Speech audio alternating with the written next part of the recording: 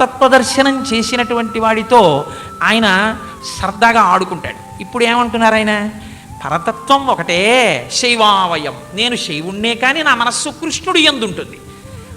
ఆహా, కృష్ణుడి యందు ఉంటుందంటే ఏమిటి? నీకు పంచాక్షరి చేస్తుంటావు, విష్ణు స్వరూపమునందు నీకు ఎక్కువ ప్రీతి. కృష్ణుడంటే విష్ణువు కదండి, ఆ విష్ణువు రాముడిగా కూడా వచ్చాడు కదా. కాబట్టి ఒక రోజున భగవానుడు ఏం చేశాడంటే రామచంద్రమూర్తిగా ప్రత్యక్షమయ్యారు లీలాశుకుల వారికి. ఎదురుగుండా ప్రత్యక్షమైతే మనమైతే ఏం చేస్తాం? పోన్లేరా బాబు, రాముడో కృష్ణుడో ఏదో ప్రత్యక్షమయ్యాడు అంతే చాలని వెంటనే స్తోత్రం చేయాలి. లీలాశుకుల వారు చూశారు రాముడి వంక.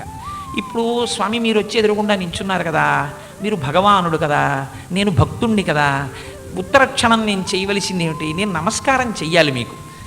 అలా చేయకపోతే నా ఎందు దోషం వస్తుంది. నాకు దోషం రాకుండా మీరు చిన్న సర్దుబాటు చెయ్యండి, మీకు నమస్కారం చేస్తానన్నాడు.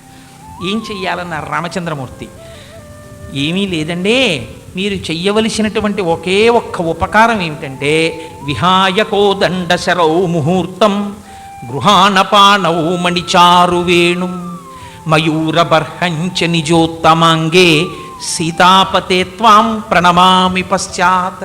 సీతాపతే, ఓ సీతాపతి అయినటువంటి రామచంద్రమూర్తి, త్వాం మీకు, పశ్చాత్ తర్వాత ప్రణమామి నమస్కరిస్తాను. ఎందుకంటే నమస్కరించాలి కదా భగవానుడికి, అది నా ప్రధానమైన విధి.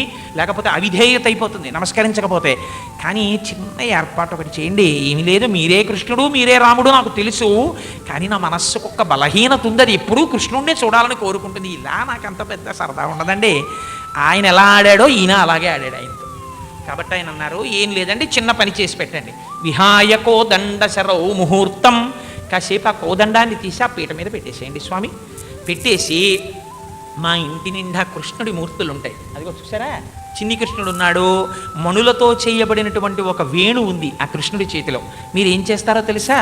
విహాయకో దండశరౌ ముహూర్తం గృహాణపాణౌ మణిచారు వేణుం, మణుల చేత పొదగబడినటువంటి ఆ వేణువుని చేత్తో పట్టుకోండి. అప్పుడు మీరు రాముడే అయినా కృష్ణుడిగా కనపడతారు నాకు. దీంతో పాటు ఏం చేస్తారంటే అదిగో ఆ కృష్ణుడి తల మీద నెమలి కోటు ఉంది, ఏమనుకోకండి. మయూరబర్హంచ నిజోత్తమాంగే, నిజోత్తమాంగే అంటే శరీరము యొక్క పైభాగమునందు ఆ నెమలీక తీసుకుని కొంచెం ఆ కిరీటం తీసి పక్కన పెట్టేసి ఇప్పుడు ఆ నెమలీక తీసి తలలో పెట్టుకోండి. పెట్టుకుంటే నేనేం చేస్తానో తెలుసా? మయూరబర్హంచ నిజోత్తమాంగే సీతాపతే త్వాం ప్రణమామి పశ్చాత్. సీతాపతి మీకే నమస్కారం, కానీ అలా కనపడితే చేస్తా, కొంచెం అలా చేద్దురు అంటే. ఇప్పుడు రాముడు తెల్లబోయి, వీడికి ఏమి భక్తిరా, వీడికి కృష్ణస్వరూపమునందు వీడికి తత్వం తెలియదా అంటే వీడికి బాగా తెలుసు, పరతత్వం బాగా తెలుసు. ఉన్నది ఒక్కటే పదార్థం, లేకపోతే శైవావయం నకలు తత్ర విచారణీయం పంచాక్షరీ జపపరా నితరాం తథాపి.